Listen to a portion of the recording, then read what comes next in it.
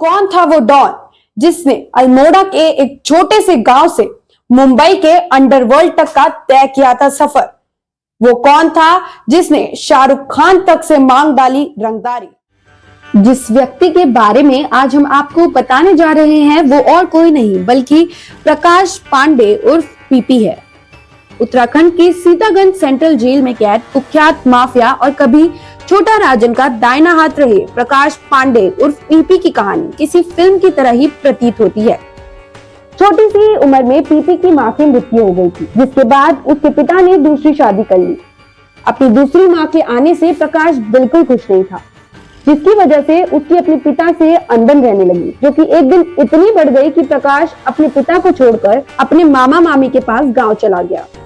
शक्ल से शांत और मासूम दिखने वाले प्रकाश ने उसने अपने स्कूल में पढ़ने वाले 2 सीनियरों को खूब पीटा।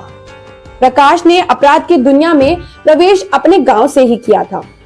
अवैध शराब का धंधा हो या ब्लैक मार्केटिंग, प्रकाश अपराध की दुनिया में अपनी छाप छोड़ने की कोशिश कर रहा था, जिसके बाद उसने खुद की गैंग बनाई जिनके साथ मिलकर वो छोटे मोटे अपराधों को अंजाम देता। अब प्रकाश को जैसे पैसों की लत सी लग गई थी।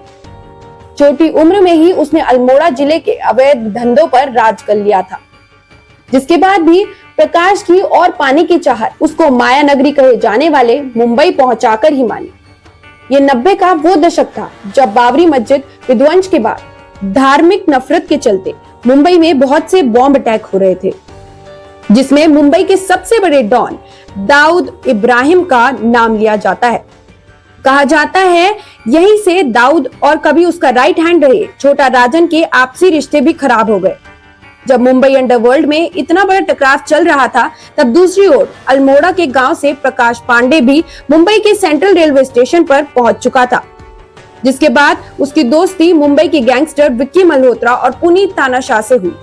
फिर उन्होंने उसे छोटा राजन से मिलवाया, जिसके बाद छोटा राजन ने प्रकाश की ताकत को हांकने के लिए उसको एक कॉन्ट्रैक्ट किलिंग का काम सौंपा।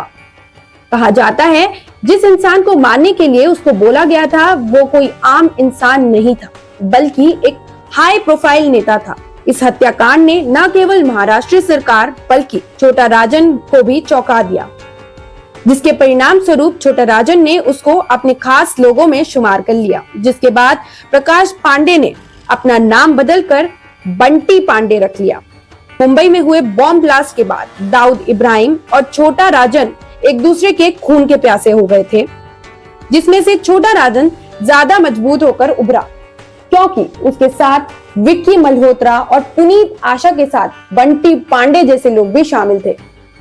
दूसरी तरफ दाऊद इब्राहिम का साथ छोटा शकील ने दिया, बल्कि शकील ही उसके धंधे संभालने लगा, क्योंकि मुंबई क्राइम ब्रांच के साथ ही अब राष्ट्रीय सुरक्षा एजेंसी भी दाऊद के पीछे थी, जिसके चलते दाऊद पाकिस्तान के कराची में रहने लगा था। दाऊद पाकिस्तान चला तो गया था, लेकिन मुंबई पर उसकी पकड़ अभी भी कम नहीं हुई, जिसके परिणाम स्वरूप उन्होंने दाऊद की हत्या का प्लान बनाया, जहां बंटी पांडे ने कहा कि वो दाऊद पर हो रहे हमले को लीड करेगा। उन्होंने दाऊद पर 2 हमले किए, लेकिन दोनों ही हमले में दाऊद का कुछ नहीं बिगाड़ पाए। इस नाकाम साजिश का पता चलने के बाद दाऊद ने भी पलटवार किया। उसके खास आदमी छोटा शकील ने बैंकॉक में रह रहे छोटा राजन पर ताबड़तोड़ गोलियां चलवा दी।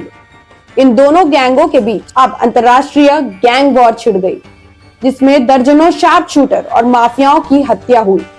वहीं दूसरी तरफ मुंबई पर अब लगभग पूरी तरह से बंटी पांडे का राज हो गया था, लेकिन इसके बीच बंटी पांडे को पुलिस ने पकड़ लिया। फिर जेल से बाहर आने के बाद ही बंटी ने दर्जनों कत्ल किए। इसके बाद वो काफी चर्चित हो गया, पर वो ज्यादा चर्चित तब हुआ जब उसने बॉलीवुड अभिनेता शाहरुख खान से उनकी फिल्म ओम शांति ओम के लिए रंगदारी मांगी, लेकिन छोटा राजन से अलग होने के चलते उसे इतनी गंभीरता से नहीं लिया गया, जिसके बाद उसने अपनी दहशत फैलाने के लिए एक सिक्योरिटी गार्ड और एक पुलिस अफसर को जान से मार दिया। इन हत्याकांडों के बाद उसकी दहशत बढ़ गई और पुलिस उसे ढूंढने लगी। बंटी भी ये जान चुका था, इसलिए एक रात वो अंडरवर्ल्ड की दुनिया को छोड़कर वियतनाम से 150 किलोमीटर दूर एक गांव में लोगों को दिखाने के लिए एक दुकान चलाने लगा।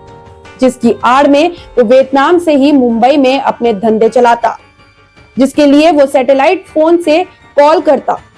पुलिस ने एक बार यही कॉल ट्रेस कर लिया और कुछ ही समय बाद बंटी पांडे 3 नवंबर 2010 को पकड़ा गया और अब वो अपने अपराधों के लिए आजीवन कारावास की सजा काट रहा है।